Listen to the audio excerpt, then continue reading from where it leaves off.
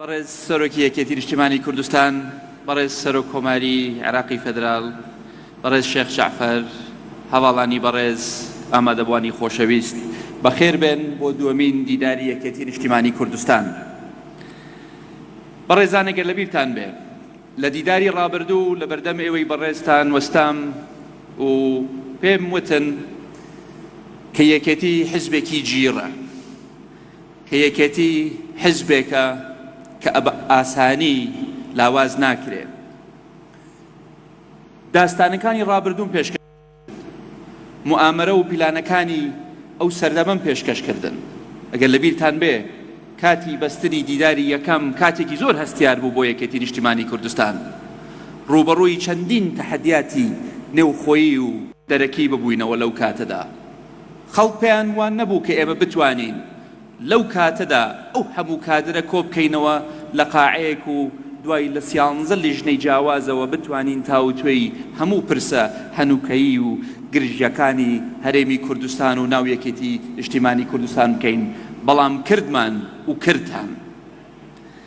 لەو دیدارە ڕاستپاردەکان پێشکەشکران و برای بەڕێزم کاک دکتۆر یوسف پێشکەشی کردن بۆیە من دووبارەیان ناکەمەوە. بەڵام زۆر شتی تریش ڕۆیان ناوە لە نێوان ئەو دیدارە و ئەم دیدارەی کە ئێستا ئێمەی کۆ کردوێتەوە. کۆنگرەیەکی سەرکەوتوومان بەست، وەلەو کۆنگرەیە بە کۆی دەنگ کاک بافڵ هەڵبژێردرا وەکو سەرۆکی یەکێتی نیشتیمانی کوردستان. و هەر لەو کۆنگرەیەدا کاک بافڵ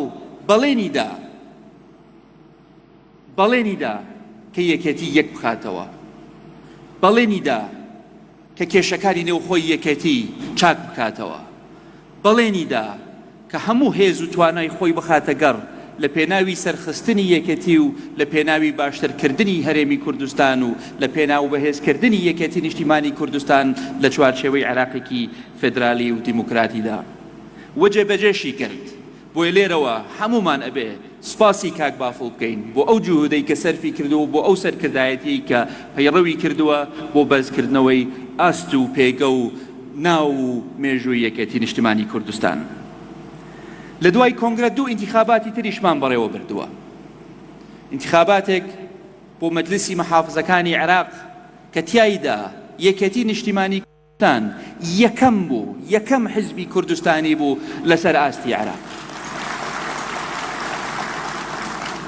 و دوای ئەوەش هەڵبژاردنێکی سەرکەوتوو تریشمان ئەنجامدا کە تیایدا توانیمان هەم دەنگی خۆمان زیاد بکەین، هەم کورسی خۆمان زیاد بکەین، هەم پێگەی یەکێتی بگەینەوە، ئەو پێگەی کە شایستەی خۆیەتی، کە شایستەی ئەو مێژووە جوانەیەتی.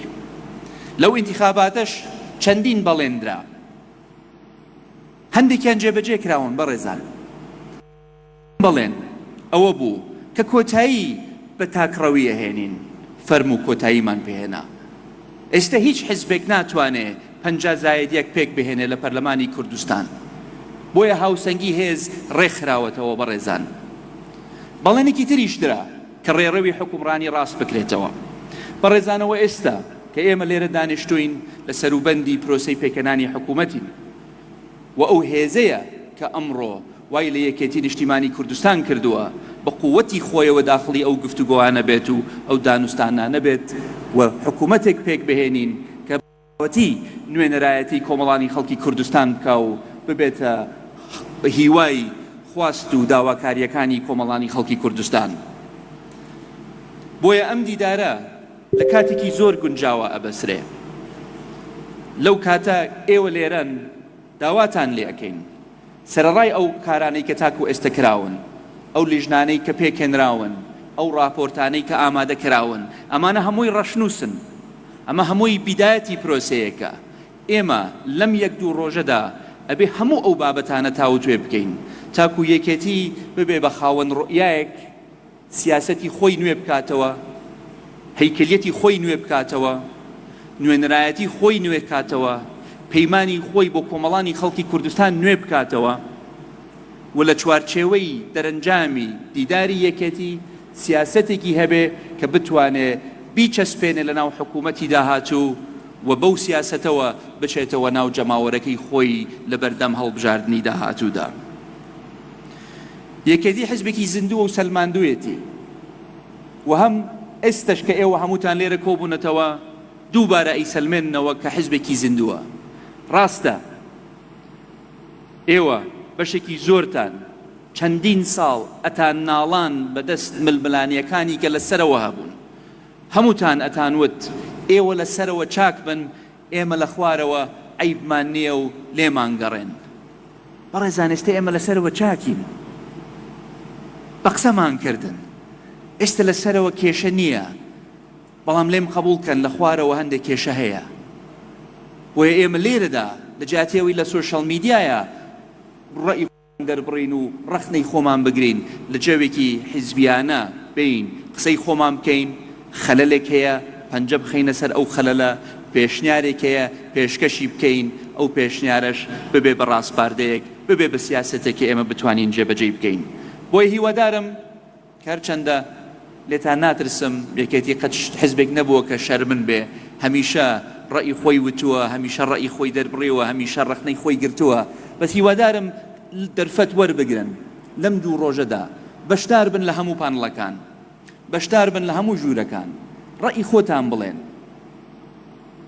ڕەئی ئێوە مهمە بێ بۆ داڕشتنی سیاسەتی دوێ یەکێتی نیشتیمانی کوردستان، تاکو ئەو سەرکردایەتیە یەکگرتووەی ئەمڕۆ بتوانێ بەهێز و کاریزمەی کاک بافڵەوە جێبەجێ بکە و ئێمەش هەمومان لە خزمەتتانە ئەبین.